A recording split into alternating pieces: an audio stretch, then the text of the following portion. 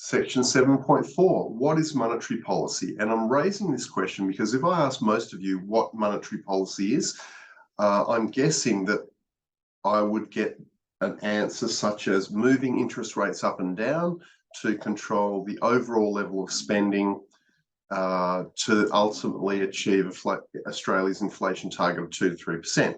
And that'd be okay.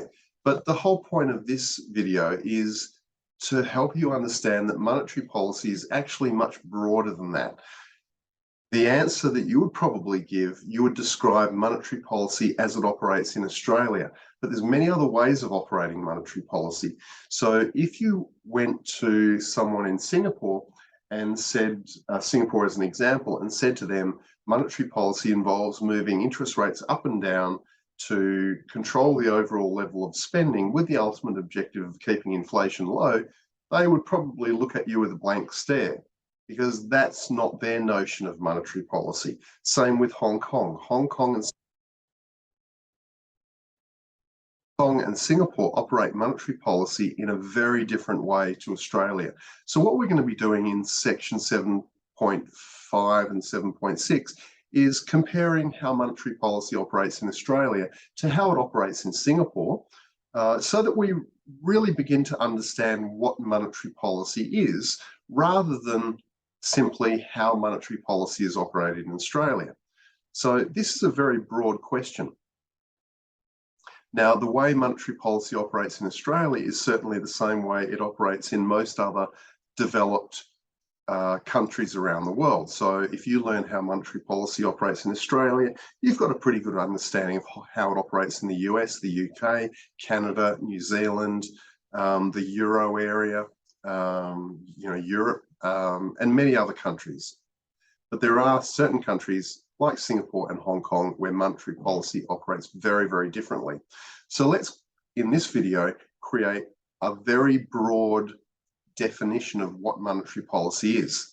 Now, monetary policy basically involves using a policy tool variable, that is a variable that you can actually adjust and manipulate to influence a target variable.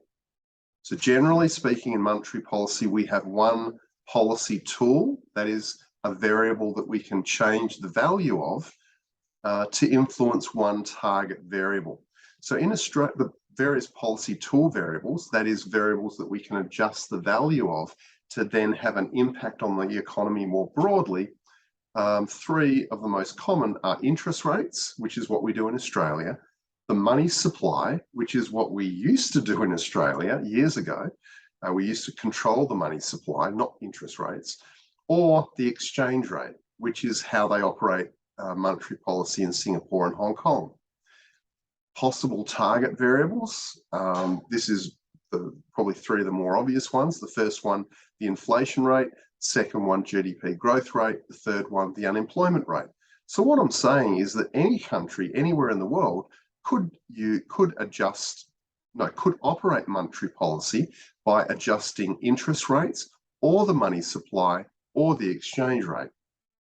Now, you may have figured out that there is a relationship between the money supply and interest rates, but it's actually quite a complex relationship. So just look at interest rates and the money supply as although even though they aren't linked in a sense. More money you have, the lower the interest rate, for example. Just treat them quite separately when you're thinking about them as policy tool variables. So any economy could pick any one of those three. In Australia, we pick interest rates. In Hong Kong and Singapore, they pick the exchange rate.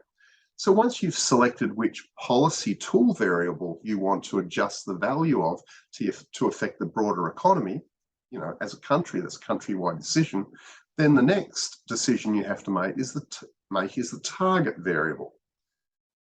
And I've gone through a couple of the more obvious ones. Now, in Australia, it's the inflation rate. In Hong Kong, it's actually the inflation rate. In Singapore, it's the inflation rate as well.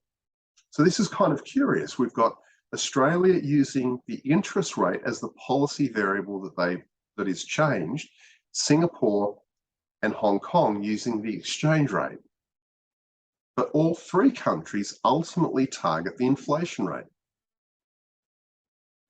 And if I was to talk about the US as the target variable, inflation rate, target variable, UK, inflation rate, Canada, inflation rate, New Zealand, inflation rate. Something going on here. This isn't just random. This isn't just a whole series of different countries randomly selecting the same target variable. They're all chasing the inflation rate. Why not GDP growth rate? Wouldn't that make more sense? Why not the unemployment rate? Wouldn't that make more sense? So what's going on here? Well, the answer is that a lot of countries around the world and central banks around the world have tried target variables other than the inflation rate in the past.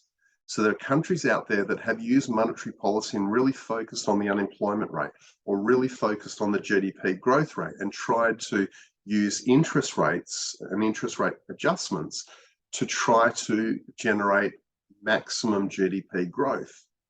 But over the decades of trying different target variables, all central banks have agreed, all credible central banks have agreed that the best they can do is try to keep or target inflation and try to keep it low.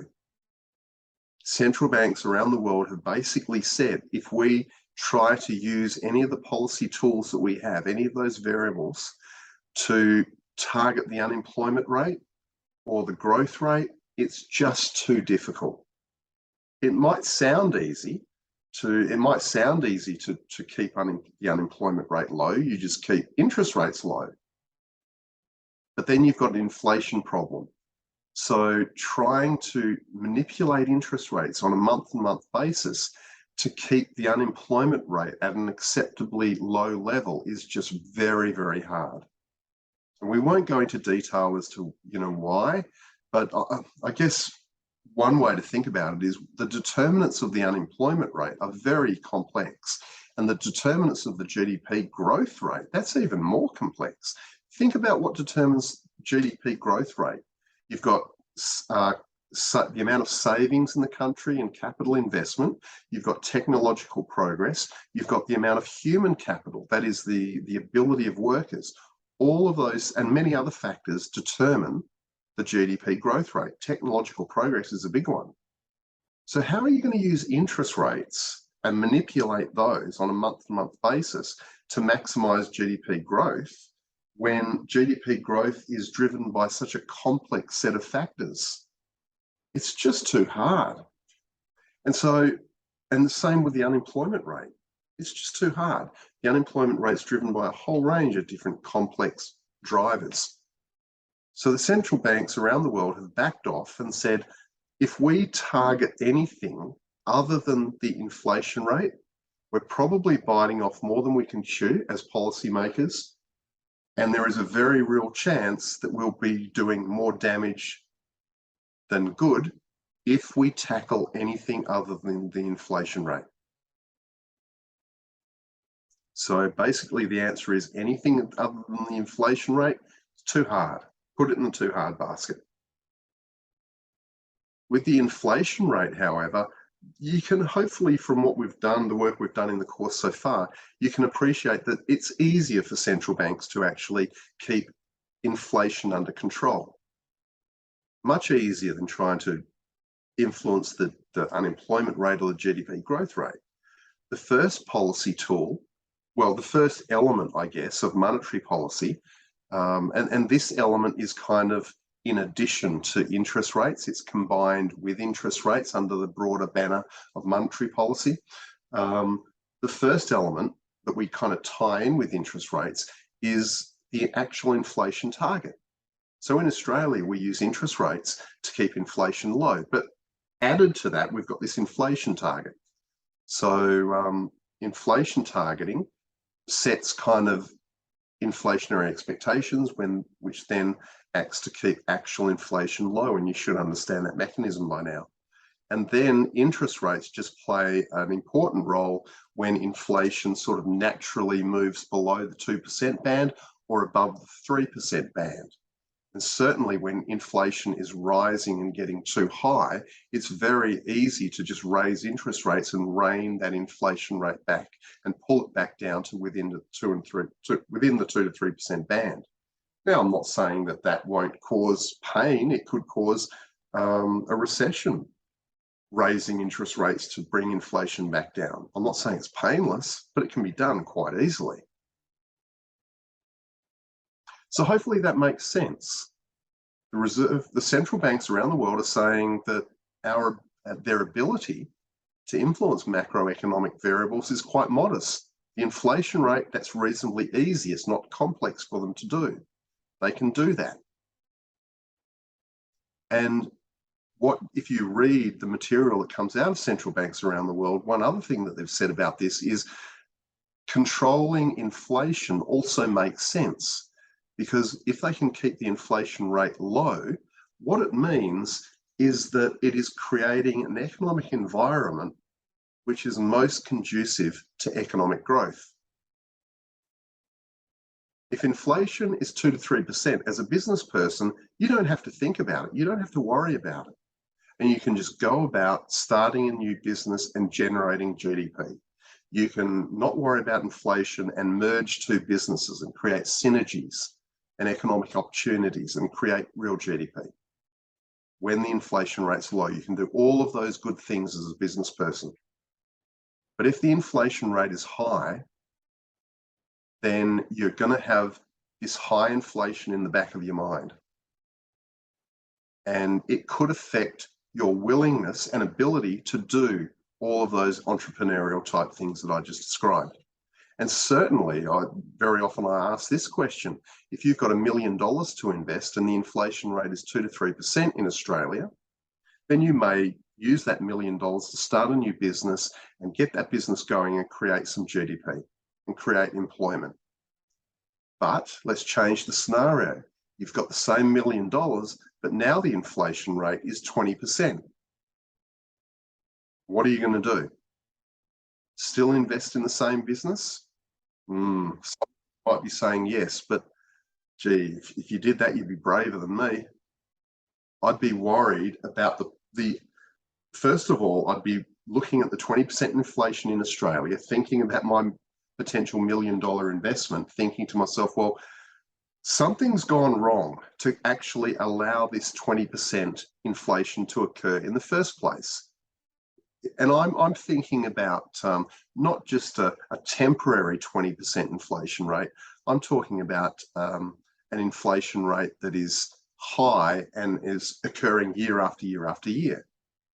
Something that is not being tackled by the central bank. Okay, so 20% inflation, and it's been 20% for a while, and it's, the inflation rate's jumping around. It's 16% one year, 24% the next, back down to 18%, but it's averaging 20%. And you're telling me that you're going to take $1 million and invest in that economy? Really? I wouldn't. I would look for other opportunities, maybe in other countries. As I started saying, I'd be worried about two things. First of all, what went so wrong in the economy that the inflation rate got to that level in the first place, or was allowed to get to that level in the first place? Something's not going right. Someone's not doing their job to allow inflation to be that high. Not an economy I want to invest in. And the second issue there is what happens if one day the central bank and the government get together and think to themselves, we've had enough of this 20% inflation, and start raising interest rates and push the economy into a recession. That could happen 1, 2, 3, 4 years after I've just invested my $1 million and started a new business. And all of a sudden I'm facing a recession. The 20% inflation is just going to make me nervous and very reluctant to invest my money in whatever opportunity I have available to me in, say, the Australian economy. And so that is one of the advantages of keeping inflation low. You are creating an economic environment in which business people, entrepreneurs, investors just don't have to worry about inflation. And they can go about creating opportunities, creating businesses, creating employment, creating GDP. And that's what is in the mind of central banks these days. Let's keep inflation low so that all of the economic agents in the economy, both consumers and producers, they're the economic agents, they don't have to worry about inflation and they can go about their business creating, as I said, jobs, working in jobs, creating businesses and all of those other good things. So that's the reason why inflation generally around the world is the accepted target variable these days. A, anything other than the inflation rate, trying to target that is just too hard. B, there is obvious merit to keeping the inflation rate low and within a stable, say 2 to 3% band. There's obvious merit to that. You're telling the economy and the agents within the economy that this is a good place to be. This is a good place to invest your money, start new businesses, undertake research and development. It's a good place for foreign companies to come in and invest as well. Okay, so that hopefully gives you a broader perspective of what monetary policy is all about. There's a lot of different ways of operating monetary policy. In Australia, we've chosen interest rates and the inflation rate. But certainly other countries like Singapore, they have gone down the exchange rate, inflation rate route. And in the case of both Australia and Singapore, I will explain to you how monetary policy operates in those two countries. And we're studying Singapore simply to contrast the way they do their thing. We're studying Singapore to contrast the way they operate monetary policy with the way that Australia operates monetary policy, so that we can really fully appreciate the fact that monetary policy is a very flexible policy and can be operated in a number of different ways and should be operated in the way which suits that particular country best. What we'll be seeing is if Singapore tried to operate its monetary policy in the same way that Australia operates its monetary policy, that is with the same policy tool and the same target variables, in Singapore, it would be an absolute failure. It just wouldn't work. And I'll explain to you why that's the case.